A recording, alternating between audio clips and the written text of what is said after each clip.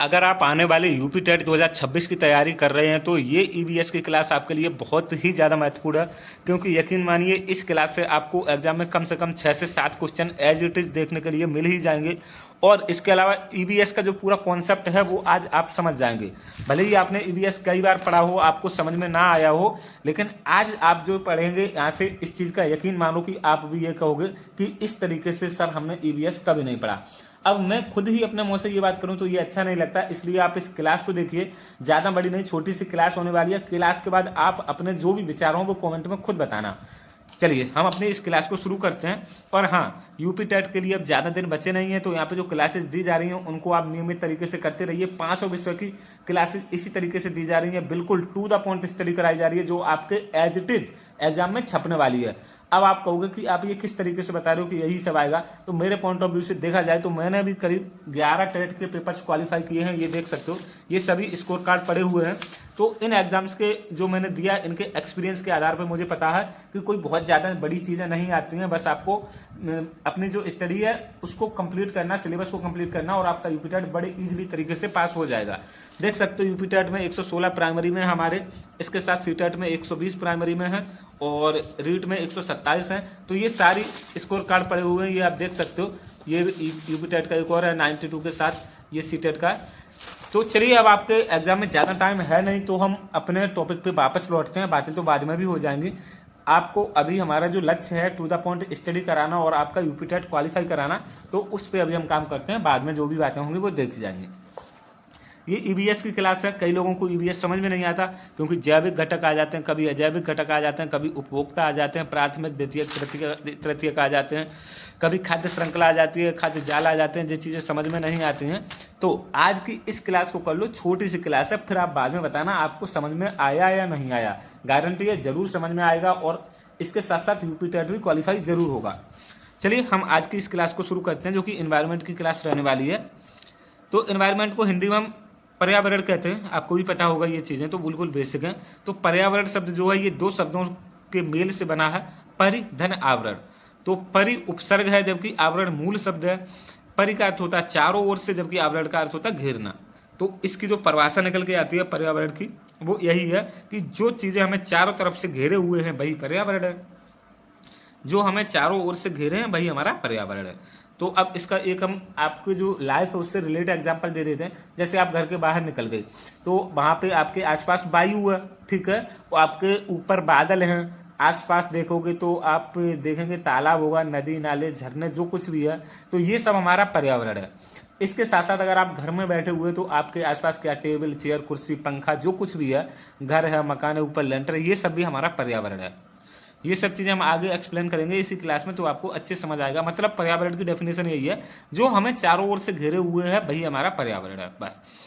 अब बात करते हैं, यहाँ से क्वेश्चन बहुत ही रेयर चांस है, आई थिंक आएगा ही नहीं, लेकिन इंग्लिश का जो डेफिनेशन है यहाँ से क्वेश्चन पूछा जा सकता है। तो पर्यावरण को इंग्लिश में हम इन्वायरमेंट कहते हैं, ENVIRONMENT, ये इन्वायरमेंट की मीनिंग होती है। तो इन्वायरमेंट शब्द जो है, यह शब्द फ्रेंच भाषा के इन्वायरनर शब्द से मिलकर बना है। फ्रेंच भाषा का एक शब्द है इन्वायरनर, यहाँ से इन्वायरमेंट शब्द निकला है या इससे मिलकर बना है। आप देख सकते हो ENVIRON, यहाँ तक तो सेम है। अब मेंट की जगह आप ER लगा देना बस, तो इन्वायरनर शब्द हो जाएगा, और यह शब्द फ्रेंच भाषा का शब्द है। आगे बढ़ते हैं हम इसी कड़ी में। पर्यावरण में जीवित व अजीवित दोनों घटकों का सम्मिलित रूप होता है तथा इसके 3 संघटक भी होते हैं। तो यहाँ पे क्या मतलब है, जीवित अजीवित 2 घटक होते हैं। तो आपको भी दिखाई दे रहा होगा, जैसा अभी मैंने बताया, टेबल कुर्सी फैन चेयर वगैरह, पेन और ये पुस्तक, ये सब अजीवित घटक हैं। मतलब इनमें कोई भी जान नहीं है, ठीक है, ये अजीवित हैं। जबकि हमारे आसपास आपने देखा होगा बहुत सारे जानवर हैं, जैसे गाय भैंस बकरी, और बहुत सारे लोग मतलब व्यक्ति भी आसपास घूमते रहते हैं, तो वो भी पर्यावरण के अंतर्गत आएंगे। तो वो सभी जीवित होते हैं। और इसके साथ साथ जो पेड़ पौधे हैं वो भी जीवित घटकों के अंतर्गत आते हैं। पेड़ पौधे अजीवित में नहीं, पेड़ पौधे जीवित में आते हैं। अजीवित में ये सब टेबल कुर्सी फैन चेयर। तो मैं उम्मीद करता हूँ आपको ये भी चीज़ समझ में आ गई होगी कि पर्यावरण क्या, जीवित और अजीवित 2 घटक होते हैं, और इन 2 घटकों के अंतर्गत 3 संघटक इनके होते हैं। वो क्या है, आगे बात करते हैं। तो ये देख सकते हो, पर्यावरण 3 घटक होते हैं, जैविक घटक, अजैविक घटक और ऊर्जा घटक। तो जैविक घटक, सबसे पहले जैविक घटक के बारे में हम बात करते हैं। जैविक घटक के अंतर्गत 3 चीजें शामिल होती हैं, एक होते हैं उत्पादक, एक होते हैं उपभोक्ता और एक होते हैं अपघटक। ठीक है, इन चीज़ों को याद करो, बहुत इंपॉर्टेंट है। बार बार यहाँ से क्वेश्चन पूछा जाता, क्या पूछा जाता है, यही पूछा जाता, पेड़ पौधे जैविक घटक हैं या अजैविक घटक हैं। इसके साथ साथ पूछा जाएगा कवक, मान लो कवक उत्पादक है या उपभोक्ता है या अपघटक है, तो ये अपघटक होता है। तो उत्पादक क्या होता है, उत्पादक शब्द से भी लग रहा होगा, उत्पाद मतलब कुछ बनाना, कुछ पैदा करना, तो ये पेड़ पौधे होते हैं उत्पादक, क्योंकि पेड़ पौधे प्रकाश संश्लेषण की क्रिया द्वारा खाना बनाते हैं, तो ये उत्पादक होते हैं। और ये स्वपोषी होते हैं, स्वपोषी, ऑटोट्रॉफिक होते हैं, ऑटोट्रॉफिक मतलब ये खुद ही खाना बनाते हैं। जबकि अब जैविक घटक के अंतर्गत दूसरी चीज है, ये उपभोक्ता होते हैं। उपभोक्ता कौन, जैसे मनुष्य हो गया, गाय भैंस बकरी हो गई, शेर चीता बाज हो गया, ये उपभोक्ता होते हैं। तो उपभोक्ताओं के 3 प्रकार होते हैं, फर्स्ट, सेकंड और थर्ड, मतलब प्राथमिक उपभोक्ता, द्वितीयक उपभोक्ता और तृतीयक उपभोक्ता। हो सकता है ईवीएस का ये टॉपिक आपको कभी भी समझ में ना आया हो, लेकिन बस आप इस छोटी सी क्लास को कर लो, एंड में आपको सब समझ में आ जाएगा। जैसा जैसा बता रहे आप सिर्फ सुनते जाओ, कुछ नहीं करना। उत्पादक के अंतर्गत पेड़ पौधे बता दिए, हरे भूरे जो शैवाल होते हैं, जो भी प्रकाश संश्लेषण की क्रिया द्वारा खाना बनाते हैं, वो सब उत्पादक के अंतर्गत आ जाते हैं। ये स्वपोषी होते हैं, ऑटोट्रॉफिक होते हैं।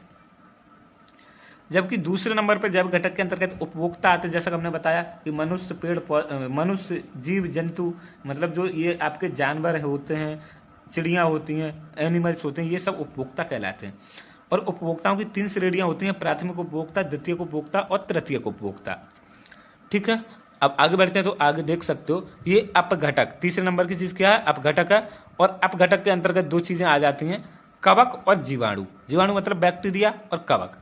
तो अपघटक करते क्या है अभी बता देते हैं। जैसे कोई जानवर मर गया या फिर पेड़ पौधा बिल्कुल सूख के खराब हो गया, तो अपघटक, ये कवक जीवाणु वगैरह, उसको क्या करते हैं, छोटे छोटे टुकड़ों में साफ तोड़ देते हैं और उसे प्रकृति में वापस मिला देते हैं। मतलब जैसे देखा होगा, कोई जानवर मर गया, आपने डाल दिया उसको बिल्कुल निर्जन रेगिस्तान, निर्जन जगह पे, तो वो धीरे धीरे सड़ के गल के फिर वो मिट्टी में मिल जाता है। तो अपघटक यही काम करते हैं, ये जीवाणु बैक्टीरिया का काम होता है और कवक का काम होता है। तो अपघटक यही होते हैं। चूंकि अपघटक प्रकृति की सफाई कर रहे हैं ना, तो इन्हें प्रकृति का महतर भी कहा जाता है, क्योंकि अगर कोई जानवर मरा पड़ा रहेगा तो वहाँ गंदगी होगा।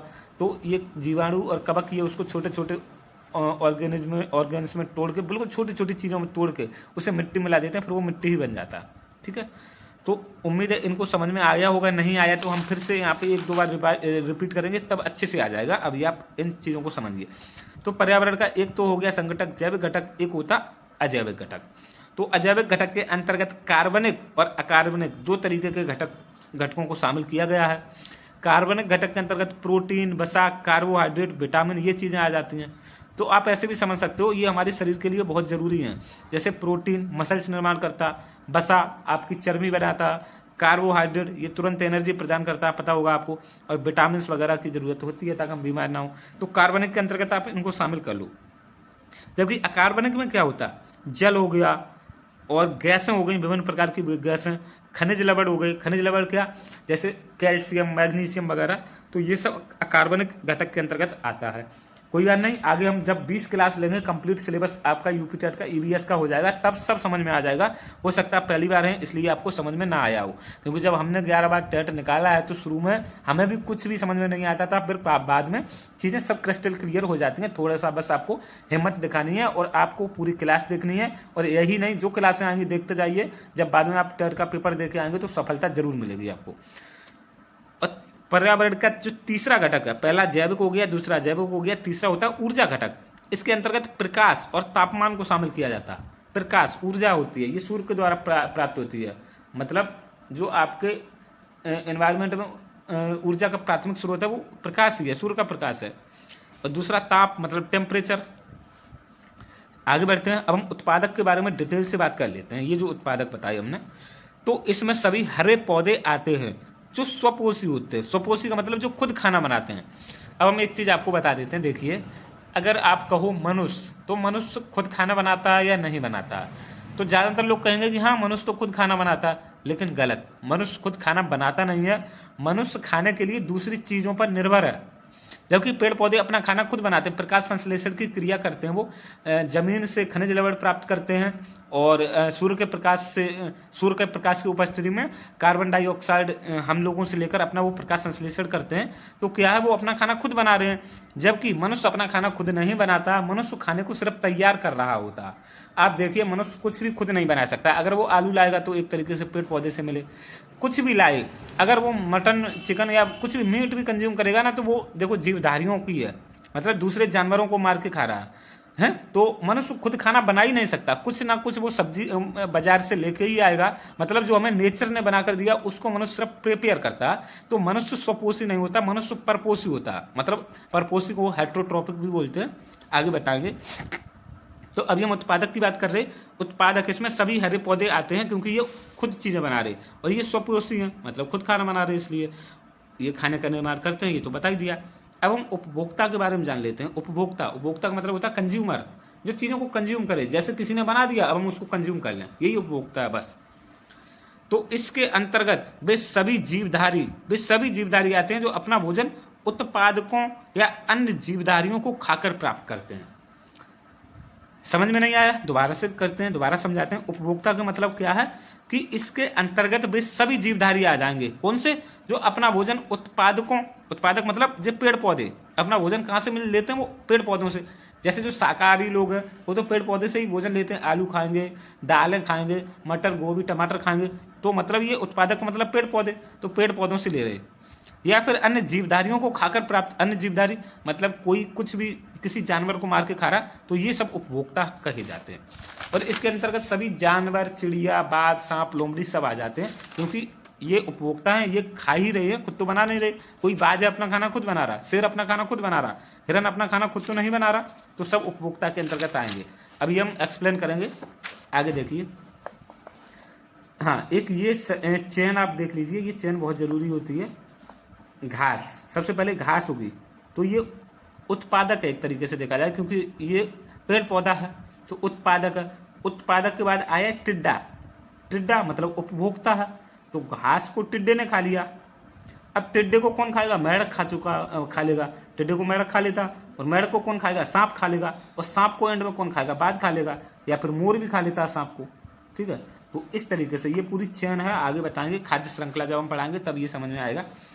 अभी हम पढ़ते हैं प्राइमरी कंज्यूमर है उनको, प्राथमिक उपभोक्ता को। तो उपभोक्ता यहाँ पे जो थे ये 3 प्रकार के हैं, प्राथमिक, द्वितीयक और तृतीयक। तो चलो हम देख लेते हैं प्राथमिक उपभोक्ता क्या है। सब कुछ समझ में आ जाएगा, बस क्लास को देखते रहिए, बहुत अच्छे से आएगा समझ में। प्राथमिक उपभोक्ता वो उपभोक्ता होते हैं जो अपने भोजन हेतु पौधों पर निर्भर रहते हैं, मतलब ये शाकाहारी होते हैं। आगे समझ में? जो शाकाहारी हैं, जो सिर्फ साग सब्जियां खाएं, मतलब जो सिर्फ उत्पादक को खाएं। उत्पादक अभी बताया मैंने, उत्पादक का मतलब हरे पेड़ पौधे, तो सिर्फ पेड़ पौधों को खाएं। अब आप पेड़ पौधे से मतलब सिर्फ पेड़ पौधा मत ले लेना, क्योंकि पेड़ पौधे के अंतर्गत आपका गेहूं, बाजरा, चावल ये चीज़ें भी आ जाती हैं। ठीक है, ये पेड़ पौधा मत ले लेना कि जो पेड़ लगा हुआ है सिर्फ भाई नहीं। तो प्राथमिक उपभोक्ता का मतलब क्या है? जो हरे पौधों पर निर्भर रहते हैं, मतलब जो शाकाहारी होते हैं वो प्राथमिक उपभोक्ता हैं। खत्म बात। शाकाहारी जैसे गाय, बकरी, भैंस, हाथी, हिरन, खरगोश, टिड्डा, ये सब घास फूस को ही तो खा रहे हैं। जैसे गाय खाएगी, बकरी, भैंस, हाथी भी खाएगा, हिरन भी घास फूस ही खाएगा, खरगोश भी खाएगा, और टिड्डा होता है ये भी घास ही खाता है। इसके अलावा यहाँ पे एक और चीज लिख सकते हो, शाकाहारी मनुष्य। शाकाहारी मनुष्य को यहाँ पे लिखा जा सकता है, क्योंकि मांसाहारी मनुष्य को हम यहाँ पे नहीं लिखेंगे। शाकाहारी मनुष्य भी पेड़ पौधों से ही तो अपना भोजन प्राप्त करता है। अब हम द्वितीयक उपभोक्ता के बारे में देखते हैं, सेकेंडरी कंज्यूमर को। तो यह उपभोक्ता प्राथमिक उपभोक्ताओं के जीवों को खा जाते हैं, मतलब जो शाकाहारी जीव होते हैं, गाय, भैंस, बकरी, हिरन, ये चीज है, उनको खा जाएं, वो द्वितीयक उपभोक्ता है। कितना सरल है। प्राथमिक उपभोक्ता कौन है? जो हरे पेड़ पौधे खाएं। और द्वितीयक उपभोक्ता कौन है? जो प्राथमिक उपभोक्ताओं को ही खा जाए, मतलब इनको खा जाए, गाय, भैंस, बकरी, हाथी, हिरन, इनको खा जाए। जैसे घास को खाया टिड्डा ने। अब घास चूंकि ये तो उत्पादक है ना, अभी हमने बताया ये पेड़ पौधा की श्रेणी में आएगी घास, तो उत्पादक को खाया टिड्डा ने, मतलब ये उपभोक्ता है, प्राथमिक उपभोक्ता। अब इस प्राथमिक उपभोक्ता टिड्डा को खा लेगा, मेढक खा लेता, तो इसे द्वितीयक उपभोक्ता कहा जाएगा। आए समझ में? जैसे पेड़ पौधे होते हैं उनको कीट पतंग जो होते हैं छोटे छोटे वो खा लेते हैं। अब कीट पतंगों को कौन खा लेगा? छिपकली खा लेती है, तो ये द्वितीय उपभोक्ता हो गई। तो यहाँ पे सीधा सीधा क्वेश्चन पूछ लिया जाता कि द्वितीय उपभोक्ता निम्न में से कौन है? तो आप ये याद कर लो, मेंढक होती है, लोमड़ी, छिपकली, शेर, बिल्ली। अब बिल्ली कैसे है? मान लो आटा रखा, आटे को खाया चूहा ने, अब चूहे को खा गई बिल्ली, तो ये द्वितीय उपभोक्ता हो गई, क्योंकि प्राथमिक उपभोक्ता को जो खा ले भाई द्वितीय उपभोक्ता। ऐसे याद कर लो। हाँ, मैंने इतने डिटेल में लिखे हैं, शायद ही कोई टीचर ऐसे लिख के दिखाए, वो बस एग्जाम्पल लिख लेते हैं, मेंढक, लोमड़ी, छिपकली, शेर, बिल्ली, जबकि बताते नहीं है कैसे द्वितीयक है। ये कैसे द्वितीयक है? शेर तो घास को खाएगी बकरी, बकरी को खा लेगा शेर, तो द्वितीयक हो जाएगा।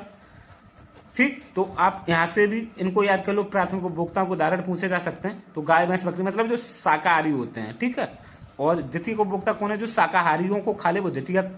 ऐसे तृतीय उपभोक्ता का हम देख लेते हैं, तो जो द्वितीय श्रेणी के उपभोक्ता होते हैं, ये उपभोक्ता मेंढक, लोमड़ी, छिपकली, इनको जो खा जाए वो तृतीय श्रेणी के उपभोक्ता है। इसके अलावा शेर यहाँ पे भी आता है, और शेर तृतीय श्रेणी के में भी आता है, क्योंकि कई बार खाद्य श्रृंखला ना होकर खाद्य जाल बन जाता है, तब उसके आगे समझाएंगे, तब समझ में आएगा। तो तृतीय उपभोक्ता कौन है? द्वितीय श्रेणी के उपभोक्ताओं को खाने वाले जंतुओं को तृतीय श्रेणी के उपभोक्ता कहा जाता है, जैसे सांप और बाज। अब सांप कैसे है? तो देखना, घास को खाई, आटा को खाया चूहा ने, अब चूहा हो गया प्राथमिक उपभोक्ता, अब चूहे को खा दिया सांप ने, तो ये होगा द्वितीय उपभोक्ता। अब सांप को खा लेगा बाज या फिर मोर, सांप को मोर भी खा लेगा ना, तो ये हो गया तृतीय उपभोक्ता। आया समझ में?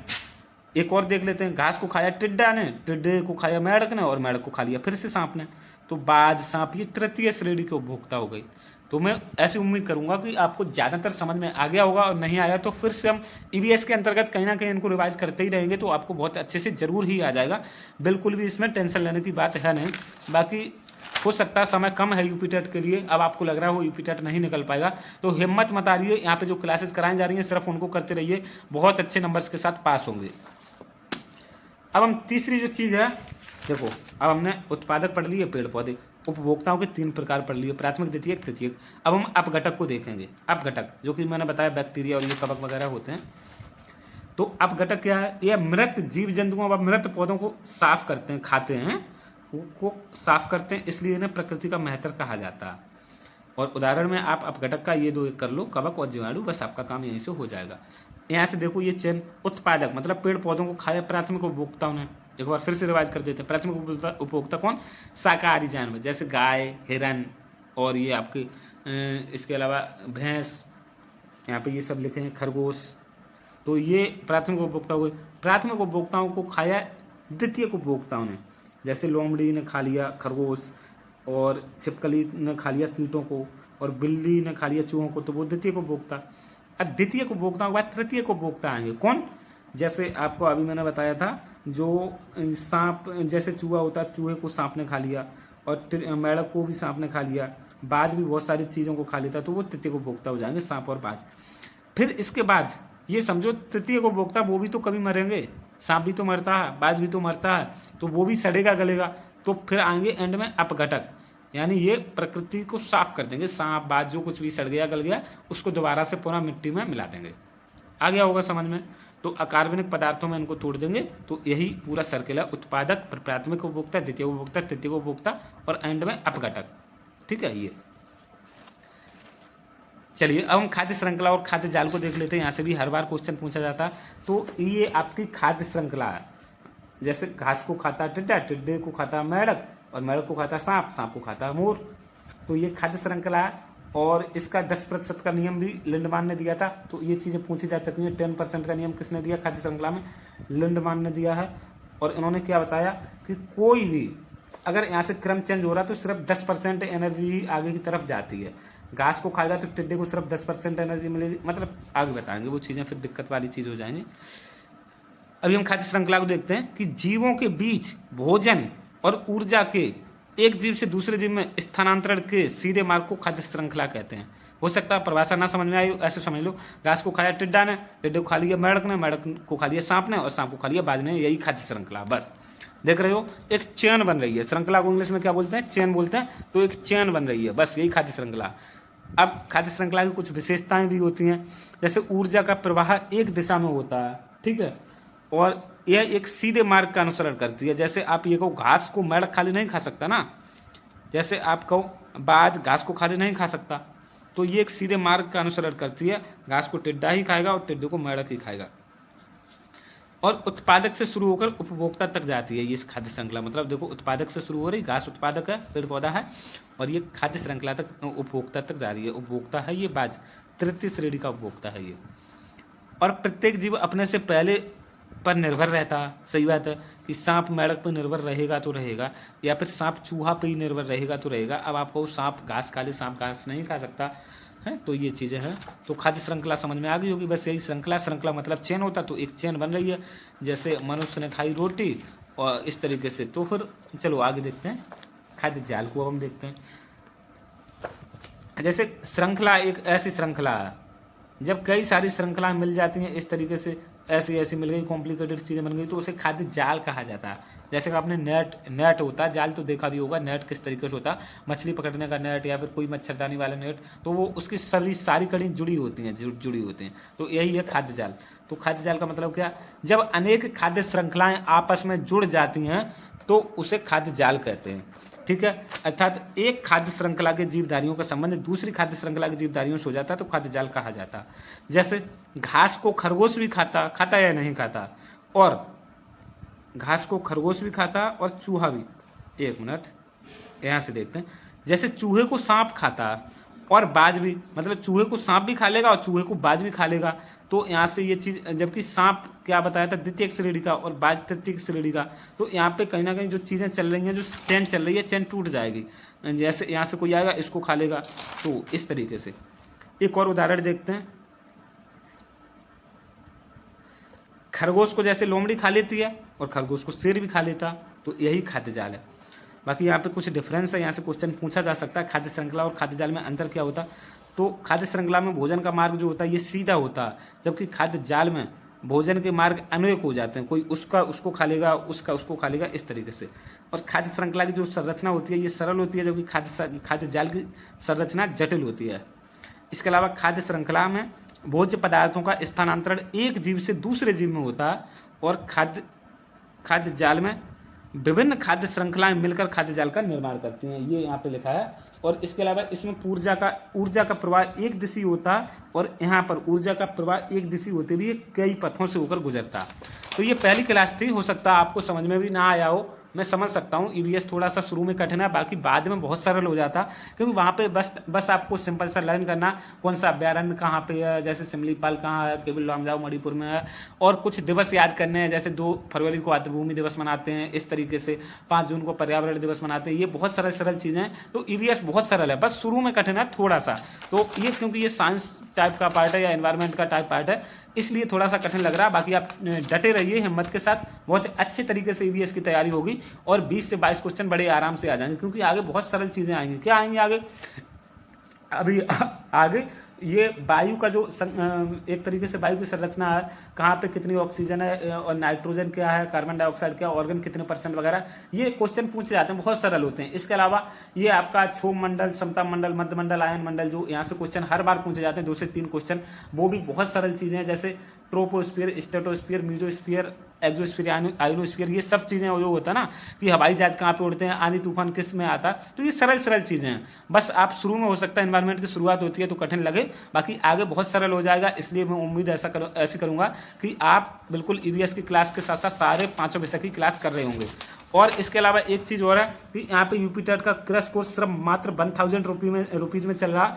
अगर आपके पास यूपी टेट में 10 दिन भी हैं तो इस क्रैश कोर्स को ले सकते हैं और आपको बहुत अच्छा बेनिफिट देखने को मिलेगा। यहाँ से कम 15 से 20 नंबर आपके बढ़ जाएंगे 8 से 10 दिन में, गारंटी है। अगर आप क्वालिफाई करने से कुछ नंबर से रह जाते हैं तो बहुत बुरा लगता है। इसलिए मेरी आपसे उम्मीद है कि ऊपर दिए गए नंबर पर आप मैसेज करके मात्र 1000 रुपीज़ को पे करके इस कोर्स को ले सकते हैं। चलिए हम मिलते हैं आगे, तब तक के लिए इस वीडियो में इतना ही। धन्यवाद।